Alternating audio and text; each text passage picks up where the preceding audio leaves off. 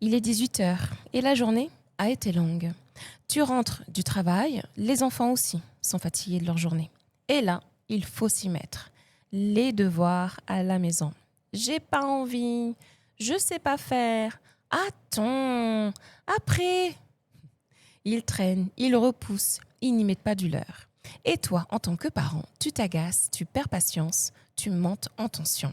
Alors tu insistes, tu répètes, et ça finit en troisième guerre mondiale à la maison, avec son lot de menaces, de chantage et bien souvent de grosses larmes.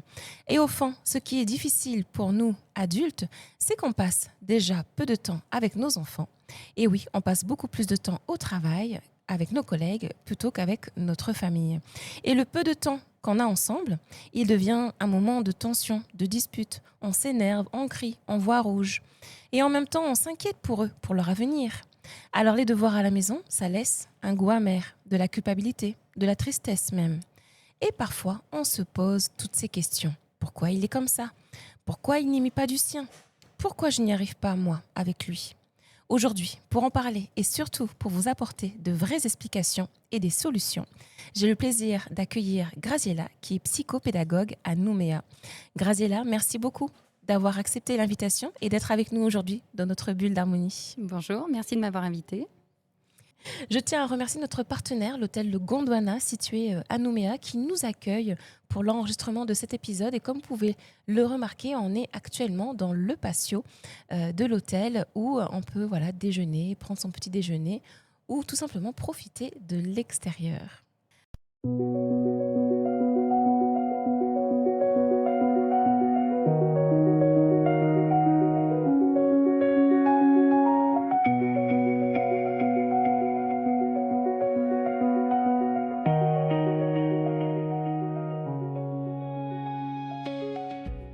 Avant qu'on rentre dans le vif du sujet, Graziella, est-ce que tu peux te présenter et nous expliquer en quelques mots quel est ton métier de psychopédagogue? Qu'est-ce que c'est? Qu'est-ce que ça veut dire? Alors moi, je m'appelle Graziella Courteau, je suis enseignante et également psychopédagogue. En fait, j'accompagne les enfants, les adolescents, les familles qui rencontrent des difficultés dans les apprentissages, mais aussi tous ceux qui veulent apprendre ou comprendre le fonctionnement.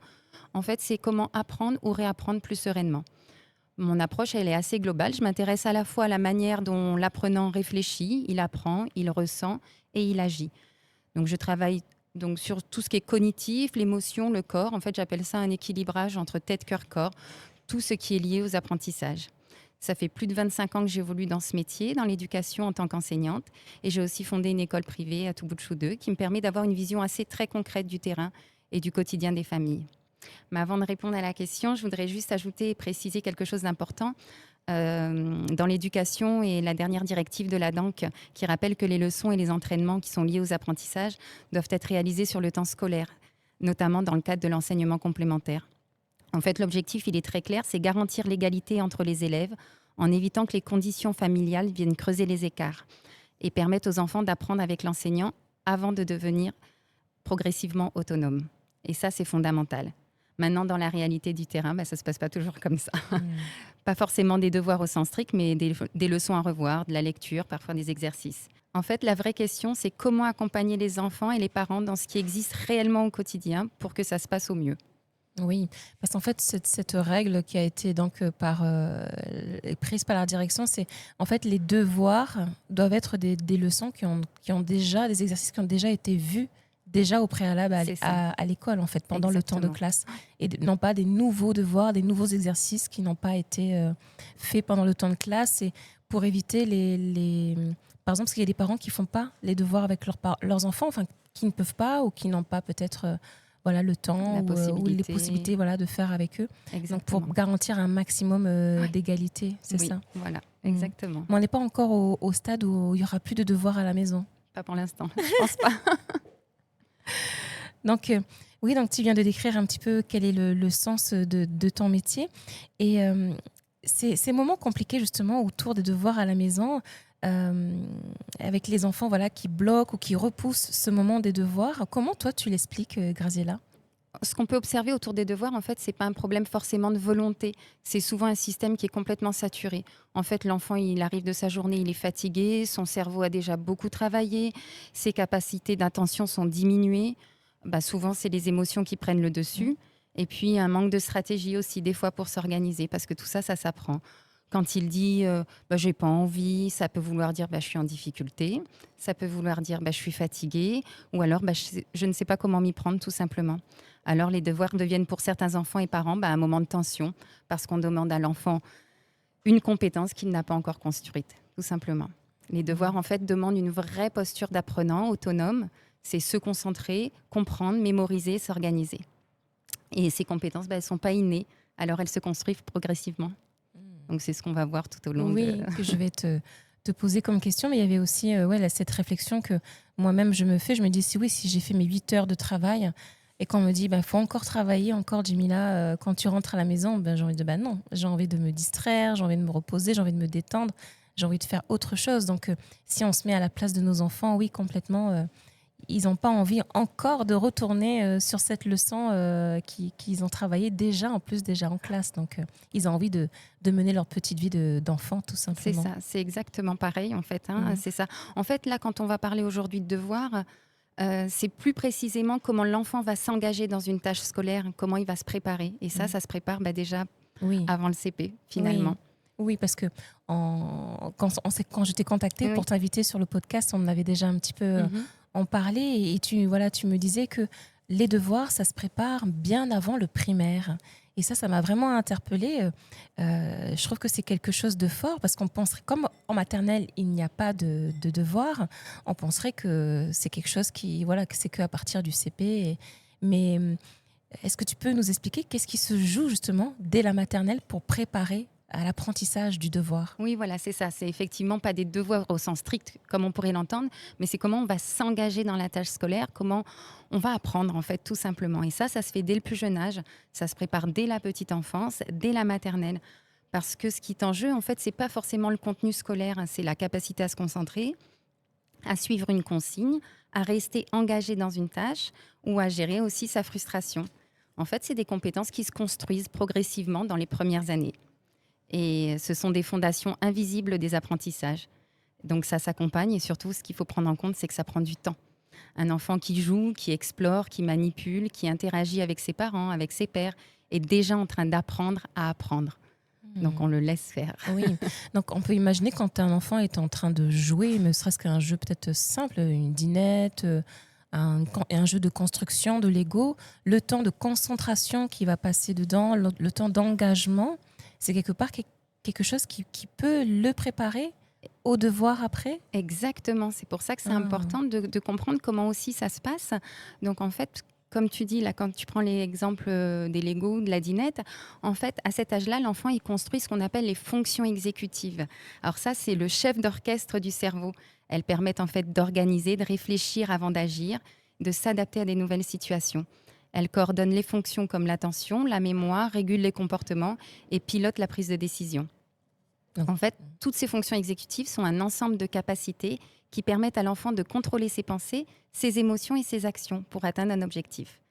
Donc, elles reposent principalement sur le développement du cortex préfrontal, ici, cette zone-là, la zone du cerveau qui mûrit progressivement jusqu'au début de l'âge adulte, à peu près aux 25 ans du jeune. Et c'est important de comprendre comment ça se passe. Bien sûr.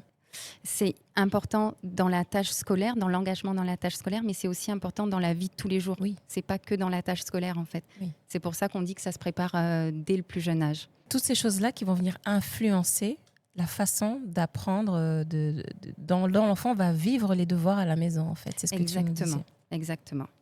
Mais pourquoi alors certains enfants, une fois qu'ils sont au primaire notamment, moi je le vois avec mon grand, dès le CP, il y avait des fois où voilà, il y avait du blocage, où il n'a pas forcément envie de faire ses devoirs. Donc il y a le côté où il a fatigue, il y a l'émotion aussi, voilà, tout ce qu'il a accumulé de la journée. Mais pourquoi pour certains, c'est tellement, pourquoi il y a tellement de difficultés ou pourquoi il y a de tels blocages?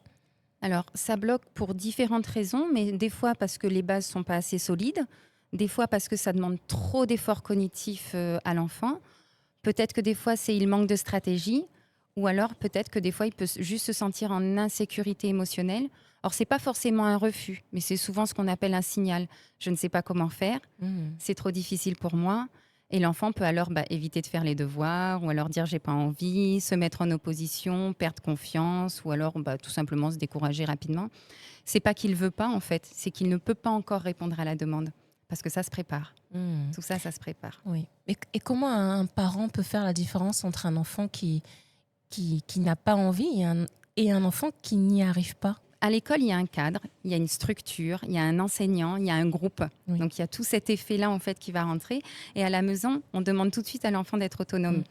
Donc c'est souvent à ce moment-là que ça bloque. En fait, les devoirs ne testent pas seulement les connaissances, mais ils testent surtout l'organisation, l'attention et la gestion de l'effort. C'est surtout ça. Donc des fois, il met 1 heure pour commencer à faire ses devoirs, à s'engager. C'est pas parce qu'il sait pas faire, c'est parce qu'il sait souvent pas par où commencer. C'est souvent un problème de planification. Et ça, c'est exactement ce qu'on travaille dans les fonctions exécutives, dont j'ai parlé un petit tout à l'heure. Ouais, un enfant qui traîne est souvent un enfant qui ne sait pas s'organiser tout simplement dans sa tâche. Donc, on va l'accompagner en préparant une routine. Et surtout, on s'y tient dans le temps. On essaye d'avoir la même routine chez les 2 parents aussi quand les parents sont séparés. Ça, c'est important. Et on peut aussi visualiser cette routine sous une forme de tableau, quelque chose de visuel, surtout à la pour maison. les plus jeunes. Voilà. Donc ça, c'est un... Oui. Et quand tu dis accompagner, Graziella, est-ce que c'est par exemple, voilà, je vais faire ma routine, mais je vais ouvrir le cahier texte avec mon enfant, je vais lire avec lui, qu'est-ce qu'il a à faire, et puis je vais l'accompagner pour l'aider lui à s'organiser. Là, il y a lecture à faire, du coup, qu'est-ce qu'il faut que tu prennes, enfin, tu vois, l'inviter à faire des choses comme ça. Comment on peut s'y prendre concrètement? Ouais. La routine, elle va se préparer déjà bien avant, bien avant le moment des devoirs. Okay. En fait, il faut garder la relation avec l'enfant. Et ça, c'est le principal. Parce que quand on est parent, souvent, on est dans l'action. Oui. La journée, on ne s'est pas vu. On n'a pas partagé des moments de qualité parce que dès le petit déjeuner, c'est toujours tout de suite, vite, rapide. Il faut aller à l'école, on se prépare vite. Le soir, donc, c'est pareil. toute sa journée, elle est déjà conditionnée de manière très, très rapide. Donc là, l'enfant, ce qu'il veut, lui, c'est garder la qualité, garder le lien et garder la relation. Donc, dès qu'on récupère l'enfant, on lui offre déjà, voilà, exactement, cet espace de relation privilégié. De reconnexion un petit peu. De reconnexion, exactement, avant de rentrer dans les devoirs. Dans les il faut. Dans la contrainte, en fait. Donc ça, ce moment-là, il est hyper important. Laisser aussi l'enfant la possibilité d'explorer aussi son corps, s'il n'a pas eu l'occasion de le faire, parce qu'il faut une posture d'élève à l'école.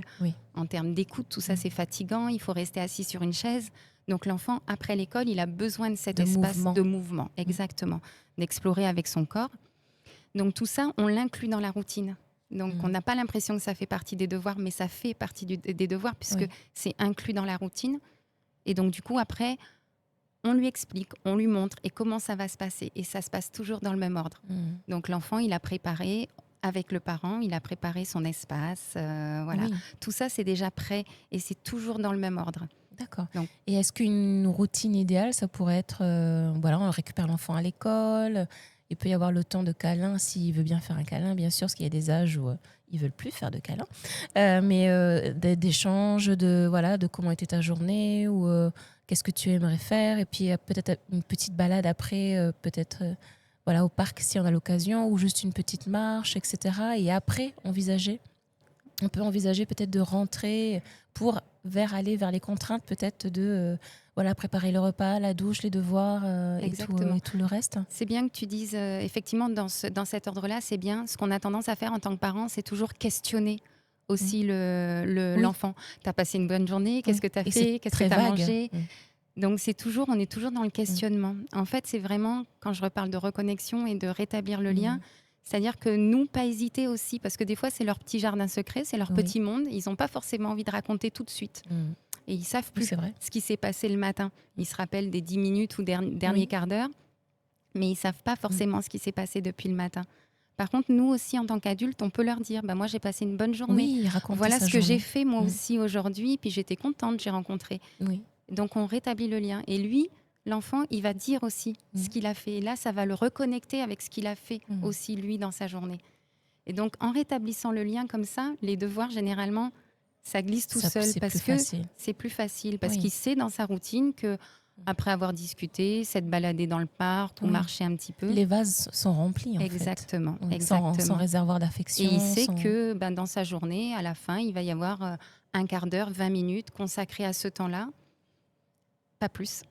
Oui, pour les devoirs, pas plus de 20 minutes? Non, quand ça commence à durer trop longtemps, c'est qu'on n'est plus déjà, c'est que ça, là, ça commence à devenir compliqué Mmh. pour l'enfant et que c'est plus opérationnel. Et l'enfant ne l'est plus d'ailleurs. L'enfant, il est OK. plus opérationnel. Je parle bien d'un enfant de l'âge de primaire, hein. Après, Oui, évidemment, quand on commence à passer au les secondaire les et devoirs dans sont les plus grandes classes, lents, c'est oui. beaucoup plus long Mmh. et ça prend beaucoup plus de temps. Mais pour un enfant qui commence sa scolarité Mmh.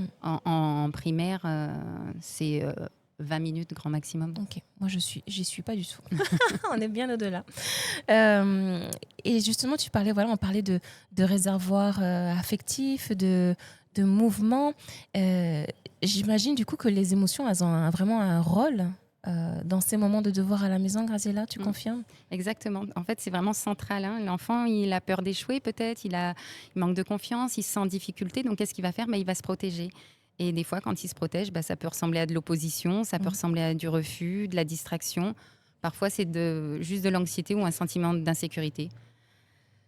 Alors, est-ce qu'il faut Oui. insister ou faut lâcher? C'est toujours une grande question, hein. Puis tous les parents se posent cette question. Ni l'un ni l'autre, en fait. Il faut sortir du rapport de force. Pas trop insister parce que sinon on rentre dans le conflit. Et pas forcément trop lâcher non plus parce que finalement, ça fait quelque chose de très désorganisé. Donc, l'objectif, c'est plutôt un cadre clair, cette routine, et on accompagne l'enfant. Le parent, il n'est pas là pour faire à sa place, mais il est là pour l'aider à se structurer, Mmh. en fait. Mais je me pose la question, comment ça se passe pour les parents, pour les enfants qui n'ont pas de parents disponibles? Soit parce qu'ils sont peut-être encore au travail ou ils sont occupés à préparer le repas parce qu'il y a la fratrie aussi, il y a d'autres enfants peut-être en bas âge. Enfin, je me dis comment un enfant seul peut faire tout ça si jamais il n'a personne pour l'accompagner pendant ses devoirs? Eh ben ça, c'est de toute manière le plus gros sujet, effectivement, hein. On rentre de sa journée de travail, il faut Mm, préparer à manger. Comme tu dis, il faut s'occuper du deuxième mm, aussi. Et ben en fait, quand il y a des devoirs, par exemple des mathématiques, quand on fait de la cuisine, on peut allier les mathématiques avec la mm. cuisine. C'est-à-dire que l'enfant, je ne sais pas moi, s'il doit faire des choses en numération, en calcul, on va le faire avec lui au Oui. moment de la table. En fait, on peut tout faire. On peut faire les devoirs dans des moments non forcément propices. Mm, On pense qu'on fait des devoirs assis sur une chaise, à une table et oui. à un bureau. Oui, c'est vrai. On va dire que c'est dans l'idéal. En fait, les devoirs, on peut les faire partout. On peut Mm, très bien les faire sur le chemin parce qu'on peut faire plein de choses à l'oral. Quand on demande à l'enfant d'écrire quelque chose, par exemple, on peut le faire avec le petit frère dans les bras. Et puis, s'il y a un bout de terre ou un petit bout de sable quelque part, il peut commencer déjà à écrire ses mots dans le sable. On oui. n'a pas besoin du cahier Oui. et du stylo. Mm. Sous la douche, par exemple, l'enfant, il peut faire avec la buée, avec l'eau chaude, Oui, il c'est peut vrai. faire sa petite dictée de mots sur le... Personne ne demande Excellent. à ce que ce soit fait forcément Un papier. sur un papier. Mm, C'est pas demandé. Il faut mm. qu'il apprenne des mots, par exemple. C'est vrai que nous-mêmes, on est très scolaire au Oui, final en tant que parents, oui, où il faut aller sur le papier, écrire, pas forcément. et pas On forcément. peut apprendre dans la vie quotidienne, en fait, nous apprend que... Et c'est ça, en fait, les devoirs. C'est ça qui est important. Mm. Donc là, on parlait de l'impact des émotions dans l'apprentissage. Il y avait aussi cette notion des réflexes archaïques aussi. Mhm. Qu'est-ce que c'est et en quoi ça vient impacter l'apprentissage des devoirs, s'il te plaît, Graziella? Alors, il y a vraiment, effectivement, aujourd'hui, un lien entre le corps, les apprentissages et ma pratique avec les réflexes archaïques. En fait, le corps, c'est la base des apprentissages. Et pour apprendre, un enfant, il doit être déjà stable dans sa posture, il doit savoir coordonner ses mouvements, maintenir son attention. Et les réflexes archaïques, ce sont des mouvements automatiques présents dès la naissance. Quand ils ne sont pas très bien intégrés, cela peut entraîner une agitation, une fatigue rapide, des difficultés attentionnelles, une écriture parfois difficile, même des difficultés à rester assis sur une chaise de classe. Et puis, ça impacte directement les devoirs et puis ou la posture en classe, hein. Donc, parfois, le problème, il n'est pas forcément scolaire, mais juste corporel, en fait. Dans le corps, en fait. Donc, Exactement. on penserait, parce que c'est vrai, quand on pense devoir, on pense apprentissage, on pense mental, Mental, cognitif. voilà, cognitif exactement. On ne penserait pas que le corps a aussi son rôle dedans. Complètement. Mm. Complètement. Et dans les réflexes archaïques, on peut peut-être, pour donner un exemple un peu aux parents, on parle beaucoup du réflexe de Monro. Est-ce qu'il y a d'autres réflexes qui sont assez connus que... Oui, ceux qui sont testés à la naissance, comme le réflexe d'agrippement, par exemple. Oui. Et puis ça peut avoir effectivement une incidence sur le geste de l'écriture, par exemple. La coordination, la fluidité dans le geste. Et tout ça, ça a un impact dans les apprentissages, dans la journée de classe. de l'enfant. Et puis du coup, le soir, si on lui demande d'en plus de ça, encore écrire, Oui, ça lui demande encore un encore effort. énormément Voilà, c'est ça. d'énergie et d'effort. Énormément d'énergie. À quel moment un parent il peut se dire ok, là c'est pas juste une phase. Comment il peut savoir Alors, les signes qui doivent alerter? c'est ça. Il peut commencer, le parent, à s'interroger quand les devoirs sont vraiment une source de conflit au quotidien, quand l'enfant il évite systématiquement, quand il pleure, quand il se met en colère, quand il met trop de temps à faire un exercice, ou on remarque qu'il y a vraiment une fatigue excessive, ou alors qu'il est extrêmement lent quand il est en train de produire, ou alors qu'il a des réactions émotionnelles un peu disproportionnées et très fortes. Voilà, c'est ça. Donc du coup, il perd confiance. Et du coup, ce qu'on peut dire, c'est que si ça dure dans le temps, c'est pas juste une phase. Voilà. Okay. Parce que ces signes-là qui vont se produire à la maison, on les aura pas forcément à l'école? Pas forcément, non. Ok. C'est pour ça que c'est important de pouvoir en discuter avec l'enseignant. Déjà, la première chose, c'est vraiment de pouvoir discuter des devoirs à la maison avec l'enseignant. Des devoirs à la maison, voilà. Parce qu'en plus, certainement que des fois, comme je disais tout à l'heure, il y a vraiment une organisation. C'est-à-dire que peut-être que l'enseignant, il a donné les devoirs sur la semaine et que nous, on n'aurait pas forcément compris. Ah oui. Donc on se dit, tiens, c'est les mots à apprendre, c'est jeudi pour vendredi. Oui. Non, si ça se trouve, il y a une semaine entière pour apprendre une liste de mots. Donc effectivement, c'est pas du tout la même charge de travail pour un enfant. Et même pour le parent, de toute manière, qui va accompagner son enfant. Donc ça, c'est la première chose, c'est déjà ça. D'accord. Et à quel moment c'est pertinent de te consulter, justement? Là, c'est quand ça va commencer à être vraiment trop dans le temps, quand il va vraiment y avoir... quand ça va vraiment perturber l'enfant, quand on remarque en tant que parent que ça embête l'enfant véritablement, quand il y a un impact aussi sur la vie familiale. Parce qu'évidemment, à un moment donné, le soir, si on passe 1 heure à faire des devoirs, on a le petit dernier qui crie, qui hurle, qui demande de l'attention aussi, qu'on veut garder un rythme de vie pour pouvoir le coucher tôt. Voilà. Là, on peut commencer à consulter. Et en fonction de la difficulté de l'enfant, on va voir soit un pédopsie, soit un psychopédagogue, soit un psychologue. En fait, ça dépend. D'accord. Donc, il faut commencer déjà par en parler. Oui. Déjà la première. Pour savoir quel professionnel sera... Exactement. Ok. Et en quoi ton accompagnement peut aider concrètement l'enfant et donc du coup apaiser le quotidien à la maison? Déjà, avec ce podcast, le fait de savoir qu'on n'est pas seul, déjà, ça c'est important de se dire que c'est un quotidien pour énormément d'enfants et énormément de parents. Ça, c'est déjà, rien que de l'entendre, ça soulage. Et puis après, se faire accompagner avec l'accompagnement en psychopédagogie, c'est peut-être comprendre le fonctionnement de l'enfant en général, son propre fonctionnement, son fonctionnement cognitif. Parce qu'en fait, tout le monde est différent, ça on le sait, mais vraiment dans la tête, tout le monde a une façon de faire complètement différente. Donc, on va vraiment travailler sur comment l'enfant apprend, quelle stratégie il met en place, quelles sont ses forces et comment il peut s'appuyer dessus pour faire ses devoirs. Et puis, on va identifier les blocages, on va proposer des stratégies concrètes pour apaiser tout simplement les devoirs à la maison le soir. Donc, en fait, l'objectif, c'est pas forcément de faire les devoirs, mais c'est d'apprendre à apprendre de manière autonome. Oui, d'apprendre à se connaître. Oui. Comment il fonctionne, comment il apprend. Exactement. Et donc, du coup, de mettre en place ces stratégies-là pour l'aider à apprendre à faire ses devoirs plus facilement. Ça me fait penser un peu à, même quand on est plus grand ou même peut-être plus jeune, à ces personnes qui apprennent plus facilement avec un petit fond musical ou d'autres qui vont devoir recopier la leçon pour la retenir, enfin plein de petites astuces comme ça qu'on met en place pour retenir sa leçon. Ça rentre un petit peu dans ce sens-là en fait. Exactement. Puis souvent, ce qui se passe, c'est qu'en tant que parent, on pense que notre enfant est à notre image et qu'il apprend exactement de la même manière que nous. Et non. Et non. Donc c'est surtout là-dessus en fait. Il fonctionne. Et puis aujourd'hui, les neurosciences ont fait énormément de progrès sur le sujet. Merci les neurosciences. Exactement. Donc on peut vraiment s'appuyer dessus pour avoir des stratégies concrètes pour l'enfant et personnalisées. Oui, c'est pas une seule façon de faire, en fait. Oui, en fait, apprendre à l'enfant à vraiment se connaître, c'est vraiment lui offrir un cadeau. C'est vraiment un cadeau de lui dire, voilà comment tu fonctionnes, voilà quelles sont tes forces, et là, je vais m'appuyer dessus, et puis je vais te donner d'autres petites stratégies si tu en as besoin pour t'aider. Mais donc, c'est un cadeau. Oui, carrément, surtout qu'en plus, il a pas mal d'années d'apprentissage Et devant oui, lui. il va rester quelques années. Et puis même après, une fois adulte, hein, si jamais il fait des formations ou des choses comme ça, c'est quand même C'est une intéressant de force de toute savoir manière, exactement. C'est une comment force on apprend. pour l'avenir, de toute manière. C'est pas que dans les apprentissages scolaires. Mm. C'est pour ça que je parle bien un engagement dans la tâche, Mm. pas forcément que devoir. Puis finalement, ça, c'est quelque chose qu'on fait tous les jours, quoi. Oui. Même à l'âge adulte, d'ailleurs. Oui. Graziella, on arrive déjà à la fin de cet épisode. Si tu avais à donner 2 ou 3 conseils simples aux parents qui puissent les appliquer à la maison, ça serait quoi? Alors, j'en ai plutôt noté 6, vraiment les plus importantes.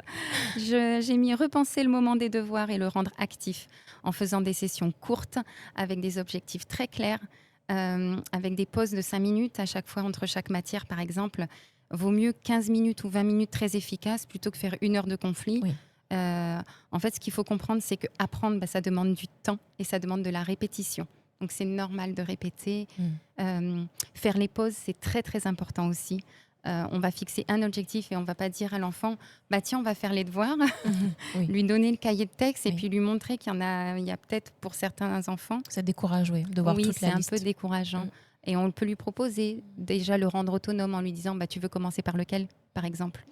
Peu importe. Lecture ou mathématiques? Oui, lecture ou mathématiques. Donc, on lui donne un espèce de petit choix déjà dans ses devoirs. Donc, il est acteur, l'enfant, de ce qu'il fait. Et ça, c'est déjà bien. Après, on en a parlé tout à l'heure. Coopératif. Exactement. Mettre cette routine très claire et très visuelle.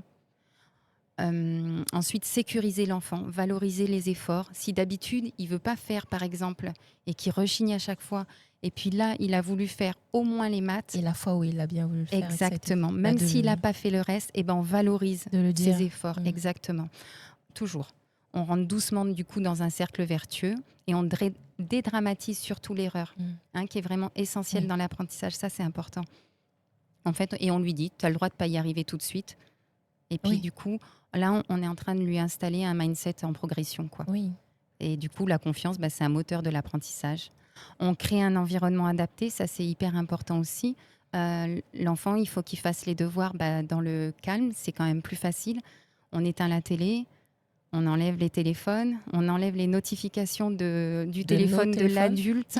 C'est-à-dire que le quart d'heure ou les 20 minutes qu'on va octroyer à son enfant, c'est 20 minutes de très grande qualité. Oui. Donc, on n'est pas on essaye de ne pas être perturbé par autre chose, quoi.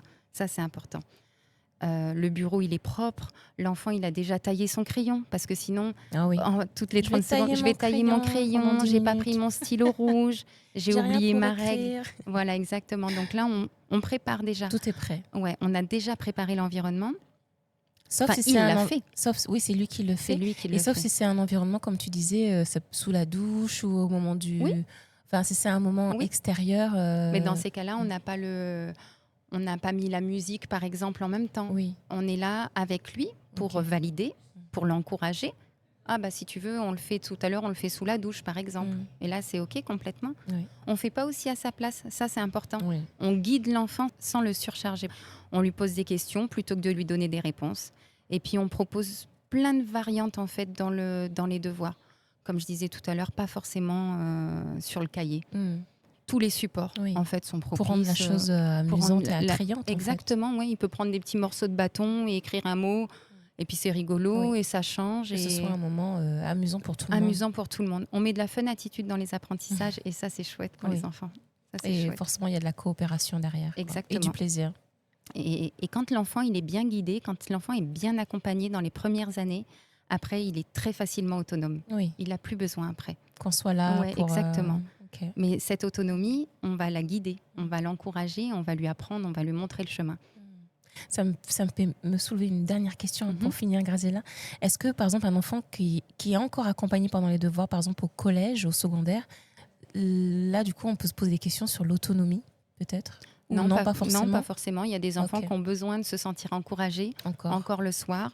Et c'est OK. Si les parents ont la capacité de le faire, ont le temps, la disponibilité, qu'ils peuvent, et que c'est un moment agréable aussi. Parce que, comme je disais au départ, on ne casse pas la relation. Oui. Ça, c'est le plus important. Ça, c'est vraiment le plus important. Message qu'on va retenir. Eh bien, ce qu'on retient aujourd'hui, c'est que les devoirs à la maison, ce n'est pas juste une question de volonté. Ce n'est pas juste se mettre à table et travailler. C'est tout un ensemble qui se construit dans le temps, le corps, l'attention, les émotions, la sécurité intérieure. Et parfois, derrière un enfant qui refuse, comme le disait Graziella, il y a simplement un enfant qui n'est pas encore prêt. Alors plutôt que de lutter, on peut observer, comprendre et ajuster. Merci beaucoup Graziella pour ton éclairage. C'était vraiment précieux et puis surtout très rassurant, je pense, pour nous, les parents, tout simplement. On est tous dans la même galère, ouais. Merci. Merci beaucoup. Et si vous avez aimé cet épisode, n'hésitez pas bien sûr à vous abonner, à liker. Et vous retrouverez les contacts de Graziella dans le descriptif de l'épisode. Et je vous dis à bientôt dans une nouvelle bulle d'harmonie.